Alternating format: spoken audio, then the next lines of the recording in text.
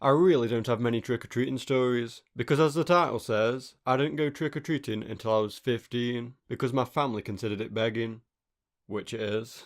In fact, it's worse than begging. Begging's just like when a homeless man asks you for some change or something. Trick-or-treating is where you dress up as a murderer or something else intimidating, then go to an old lady's house and threaten to wrap her house up in toilet paper if she doesn't give you sweets. But lucky for Granny, she won't have to deal with many teens or people older because society doesn't allow it.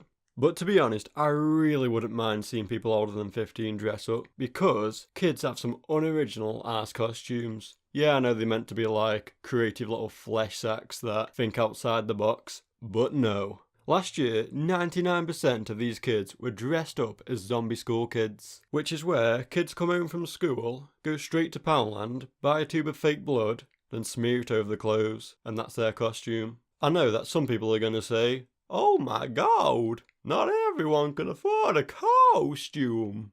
And I agree, but this isn't the case for most of them, because my little sister and all of her fake-ass phony poser mates did this in year 6. Yeah, I see you, with your iPhones. Feline strippers aside, adults are so much more creative when they dress up. Oh my god, look at there. What the fuck? Look at this shit. That's fucking art right there. What the actual fuck? Someone dressed up as Mum's Spaghetti. Fucking Mum's Spaghetti. If anyone pulls up to my house dressed as Mum's Spaghetti, I'm gonna tell all the other kids to fuck off, and I'm gonna give that kid all the sweets. Speaking of costumes, me and my mate dressed up as the ghost from the music video Ghosts and Stuff by deadmau5. I deleted all the good pictures, but here's one. I know, right? I look fucking dope. When I was in the shop looking for black markers and bed sheets, I had no intentions of going trick-or-treating. I was just an over-the-top deadmau5 fan who wanted to make a deadmau5 costume for the fun of it.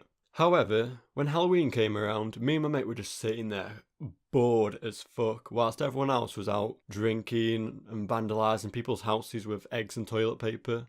So we said, why not? For the banter. A little side note, in the UK, a shop called The Co-op banned people under the age of 18 from buying toilet roll and eggs. The thought of needing an ID to buy toilet roll is just so funny, because it's not like I could just go another shop and buy it in bulk without an ID. Anyway, we grabbed 2 bags and left the house to go get some free sweets. So I get to a house, and right after knocking, I feel instant regret. Even back then, my voice was deeper than Pyrocynical's. Trick or treat. Hearing my deep-ass voice utter the line so commonly used by little-ass kids made my whole body cringe. At no point did I think, glad we went trick-or-treating. I sort of feel like everyone's judging us. Nah, I'm just being paranoid. Look at them two. They look a little too old to be trick-or-treating.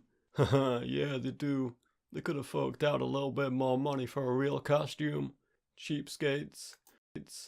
After they said that, I felt so much more awkward saying trick-or-treat. At the next house, the guy who answered was like, "Oh, wait a minute, do I know you?"